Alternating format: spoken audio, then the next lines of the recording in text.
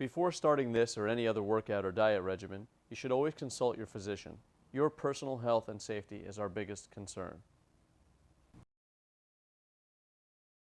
After you bake a cake, what do? You put icing on it. You're not allowed to eat it, but you can put icing on it.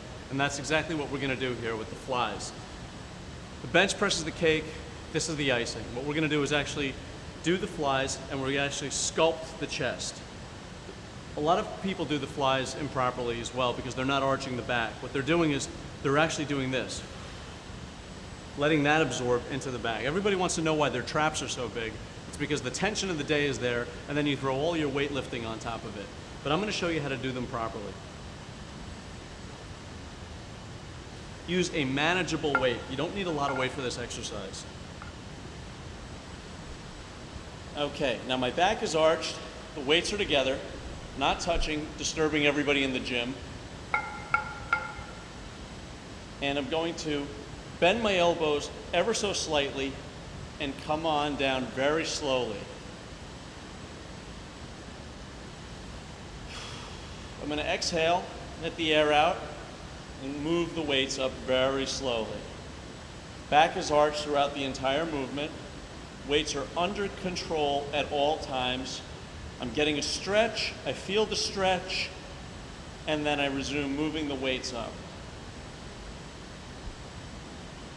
The chest is engaged and flexed. At the top of the movement, the weight is never leaving my chest. My hands are relaxed. I'm actually pulling these weights together. I'm not pushing with my shoulders. I'm thinking about pulling the weights together, pretending that there's a magnet on each dumbbell and they're being pulled together. Exhale. Inhale, expand the chest. Back arched. Feel a stretch, stop. If you want to torture yourself for a little bit, you can hold it here and move slowly. Magnets, pulling the weights together. Chest rippling. Feeling good, feeling strong. Again, doing as many reps as possible on the first set. If there's anything left for the second set, I'm going to do the second set.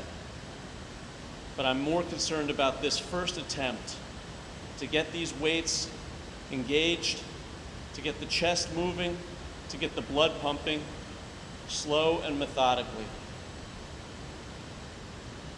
Again, sets are attempts.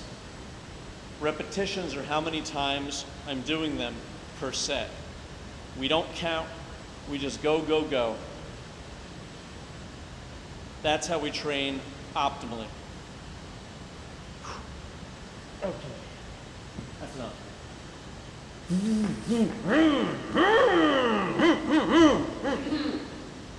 Oh, sorry. Incline presses.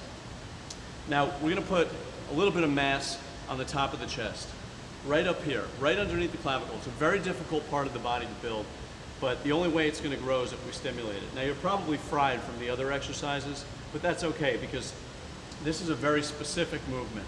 We're actually just trying to make some kind of a connection mentally with the top of the chest. And that can be achieved by, again, laying back and arching the back slightly, like this. And we're going to bring the dumbbells together and push them up like this. Very similar to our bench press before. The only difference is that we're not pushing this way with a bar. We're actually going to be bringing the weights together. We're going to keep the elbows bent throughout the entire movement. So even as we extend, we're never going to straighten out like this. We're going to be moving like this. And by virtue of the angle of the bench, we're going to actually be hitting this part of the chest. Keep the hands relaxed. Inhale on the way down. Exhale on the way up. Back arched slightly. Moving slowly. Making a connection with the top of the chest. Weights not touching each other. And trying to control them on the way down. Pushing up. Exhaling. Making a connection. Trying to actually flex the chest independent from the weight. Now, what does that mean? Well, it's almost like art. You know it when you see it, but I'm going to try to tell you how to do it. Have you ever flexed your muscles in the mirror? You ever go like this? Somebody at the lunch table in high school ever say, make a muscle? They used to do it to me all the time. Well, how do you make a connection? How do you flex your muscles? Well, everybody seems to do it with the biceps, and that's real easy because we actually are just pulling all the time. With the legs, it's very easy because all we have to do is try to extend as far as we can. How do you make a connection with the chest? Well, I would suggest arching the back and moving your arm as straight as you possibly can. Now, this is okay because you don't have any weights.